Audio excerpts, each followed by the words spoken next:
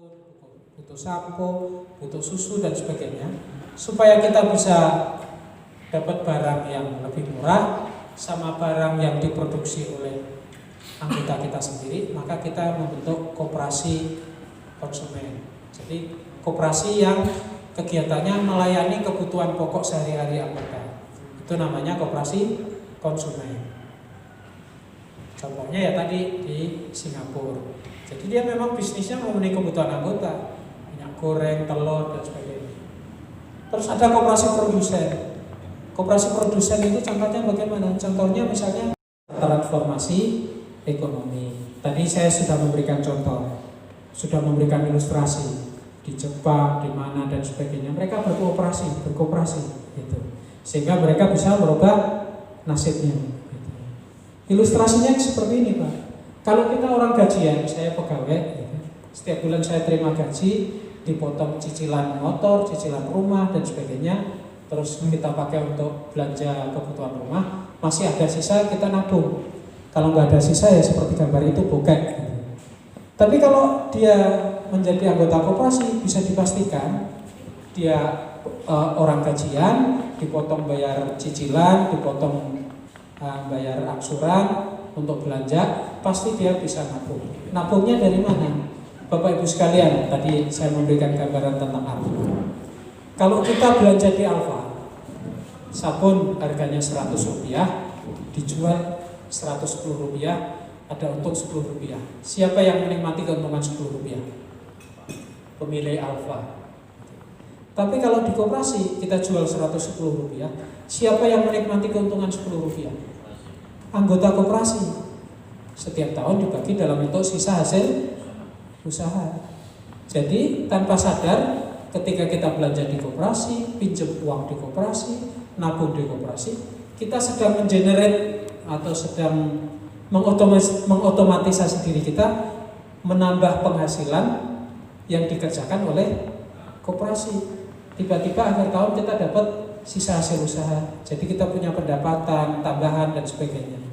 Itu yang kalau di dalam teori manajemen itu mungkin pernah dengar namanya Robert Kiyosaki. Ada namanya kuadran ekonomi. Nah, menurut Kiyosaki itu Pak, kuadran yang paling bagus itu di kuadran keempat. Uang yang bekerja untuk kita, bukan kita yang bekerja untuk uang.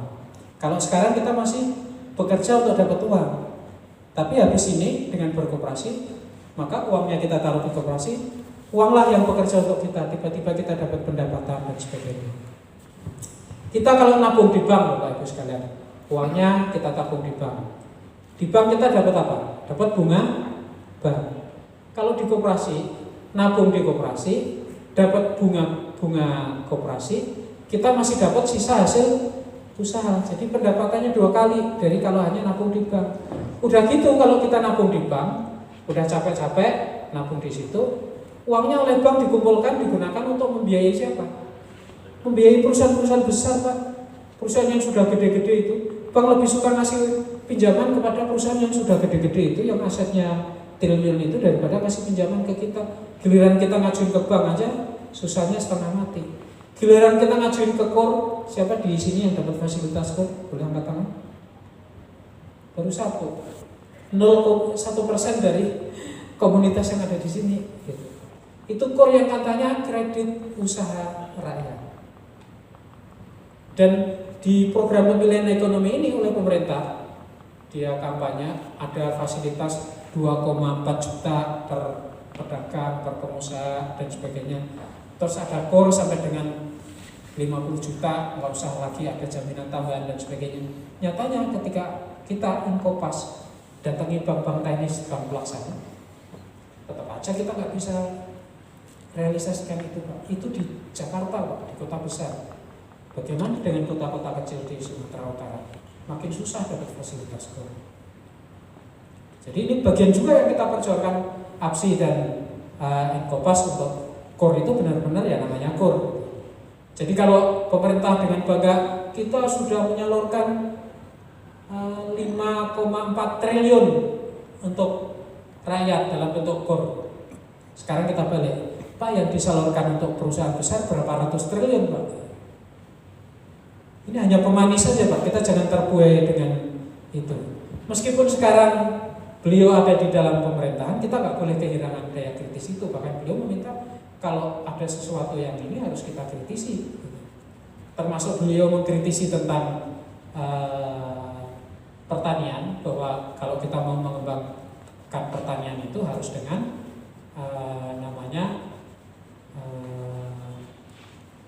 klaster pertanian lah, istilahnya apa itu. Akhirnya kan oleh Presiden, oke, kita bikin program ketahanan pangan, ketua programnya bukan Menteri Pertanian, ketua programnya Menteri Pertahanan, kan aneh gitu. Nah ini adalah kritisi beliau kepada pemerintah sehingga akhirnya program itu beliau yang pegang.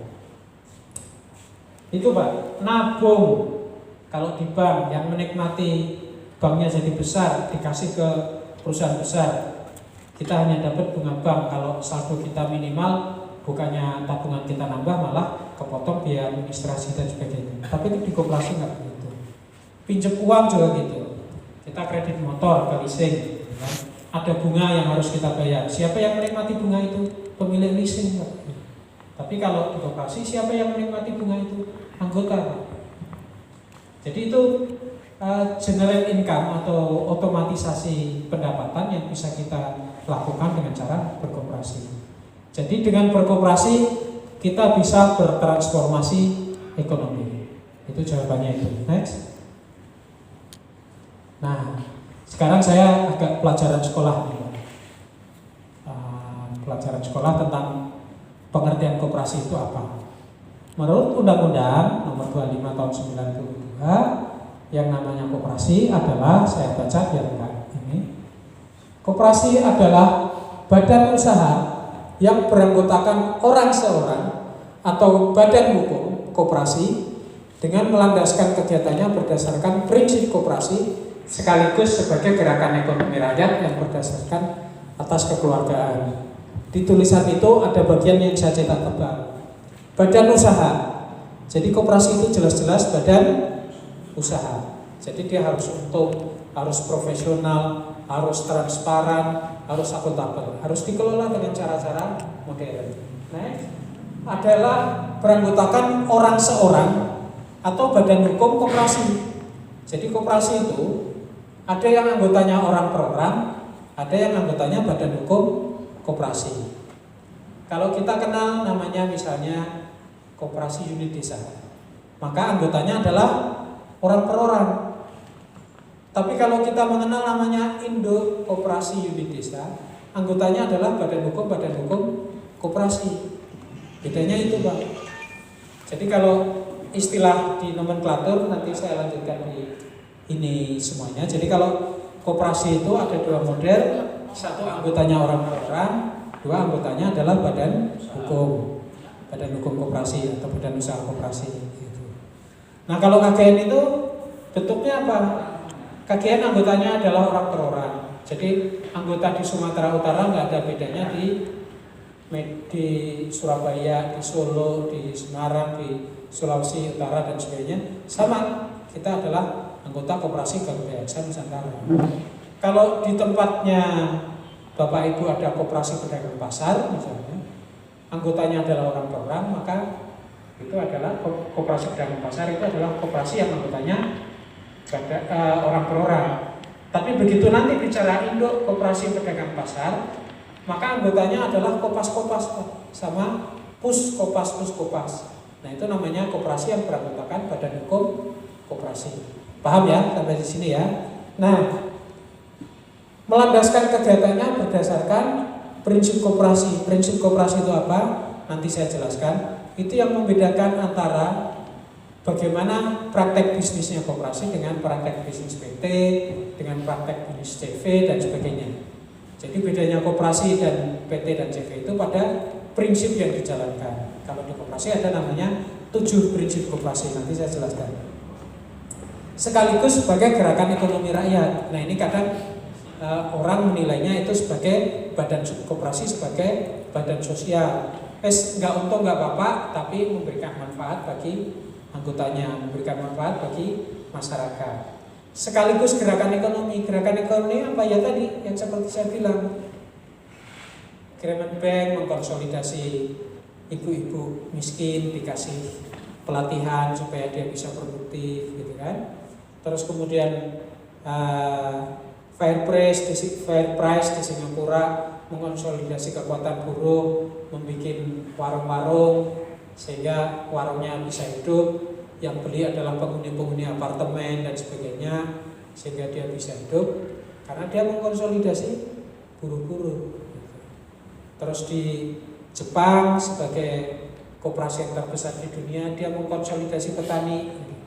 Bisnisnya koperasi di Jepang itu ya bisnis pupuk, bisnis pertanian, bisnis logistik, bisnis pengangkutan, bisnis warung, macam-macam Pak. Jadi sama asas kekeluargaan dan gotong royong. Next, nah ini tadi yang saya bilang. Kalau anggotanya adalah orang per orang, maka bentuk koperasinya itu disebut dengan koperasi primer. Tapi kalau anggotanya adalah badan hukum, anggotanya adalah koperasi-koperasi, maka disebut sebagai koperasi sekunder. Jadi nanti supaya Bapak Ibu nggak rancu, nggak bingung. Jadi nanti kalau ditanya KGN itu koperasi apa? KGN itu koperasi primer. Kopas atau koperasi pedagang pasar itu apa? Koperasi primer Pak. Tapi kalau nanti di Sumatera Utara kita bikin namanya pusat Kopas, jadi itu adalah organisasi, itu adalah koperasi sekunder yang anggotanya adalah kopas-kopas yang ada di pasar-pasar seluruh Sumatera Utara. Paham ya sampai di sini ya?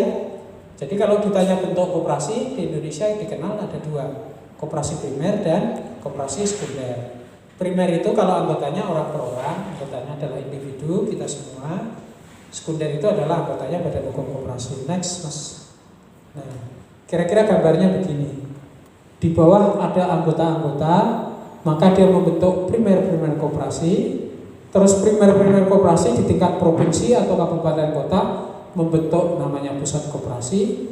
Terus pusat-pusat koperasi bergabung di nasional namanya induk koperasi. Makanya kita sering lihat, sering kita dengar misalnya primer koperasi kepolisian itu adanya ya di polsek-polsek gitu. Nanti ada induk koperasi kepolisian, Inkopol di Jakarta, sama dengan angkatan darat dan sebagainya, pegawai negeri dan sebagainya ada. Ini strukturnya begini koperasi sekunder. Kalau koperasi primer ya strukturnya begini. Paling atas itu ya sudah koperasi itu paling atas. Jadi kalau KGN koperasinya itu pusatnya di Jakarta, gitu, anggotanya ada di seluruh Indonesia. Bagaimana kita bisa melayani anggota-anggota yang ada di Medan, yang ada di Tebing, yang ada di Kabanjahe, yang ada di manapun, maka di setiap kabupaten kota kita bentuk namanya cabang KGN. Nah nanti bagaimana cara membentuk cabang dan sebagainya nanti dijelaskan ke berikutnya. Bisa membentuk cabang, bisa membentuk primer koperasi, apa kekuatan dan kelebihannya nanti kita jelaskan. Tapi yang penting kita memahami bentuknya dulu. Next. Nah, sekarang jenisnya. Jadi tadi bentuk, sekarang jenis. Jadi kita sering dengar namanya koperasi simpan pinjam, betul ya? Kita sering dengar namanya koperasi serba usaha. Di dalam nomenklatur koperasi